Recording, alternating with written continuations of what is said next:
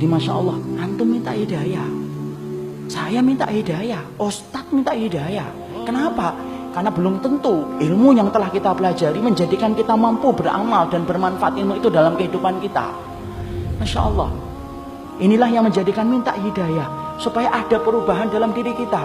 Saya wanti-wanti kepada para imahat yang ada di atas, kalau kemudian sudah ngaji ilmu, maka jadikanlah bahwasanya sang suami itu merasakan manfaatnya pertama kali. Bahwasanya dia sampai berkata, ya Allah, indahnya kehidupan ilmu yang dipelajari oleh istri saya, sampai dia berubah luar biasa setelah mengkaji ilmu.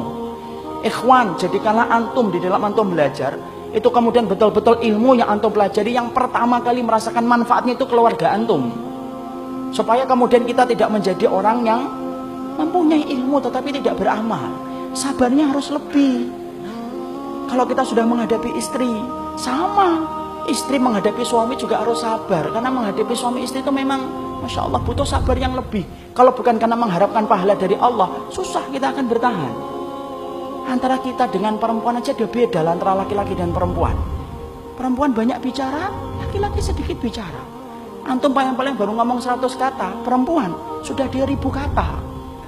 Itu yang paling pendiam. Belum lagi yang kemudian yang lebih dari itu. Istri juga sabar menghadapi suami, karena suami itu sedikit-sedikit bicaranya. Kadang-kadang mereka nulis panjang, wahai suamiku yang aku harapkan menjadi imamku nanti di surga di mana? Dijawab singkat, KTR, kantor, selesai. Karena memang begitu.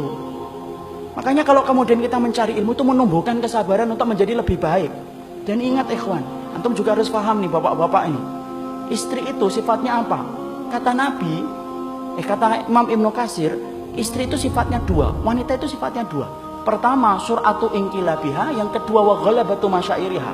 Yang namanya perempuan itu apa? Cepat berubah-ubah. Pagi ngomong cinta sama antum sebagai suaminya, nanti malam antum lupa beli martabak yang dia pesen, hilang itu rasa cintanya. Yang ketawa sering lupa bawa martabak.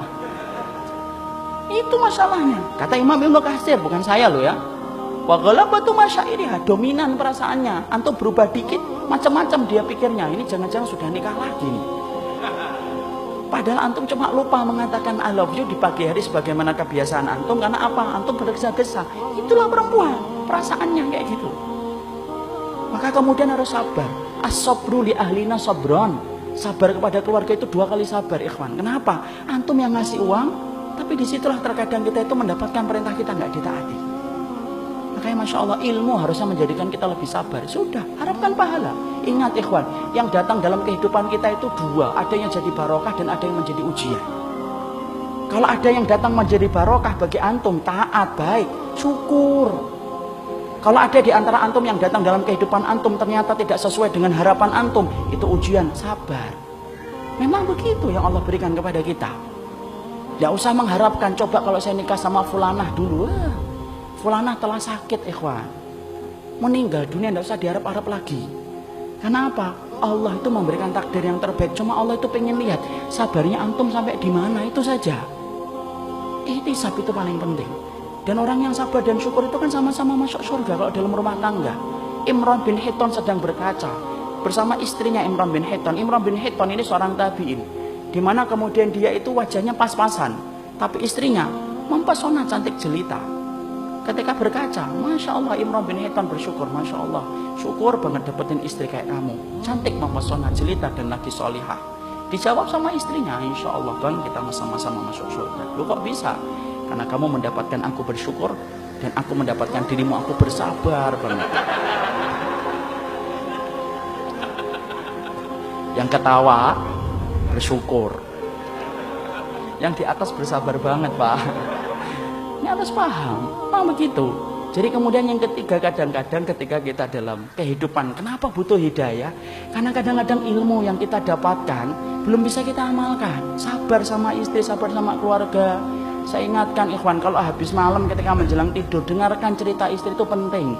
Rasulullah itu kalau habis isya pulang, dia dengarkan cerita istrinya. Aisyah pernah cerita 9 wanita, kalau tidak salah hadisnya panjang sampai 3 lembar atau 4 lembar itu. Nabi tidak menyelah sedikit pun. Masya Allah.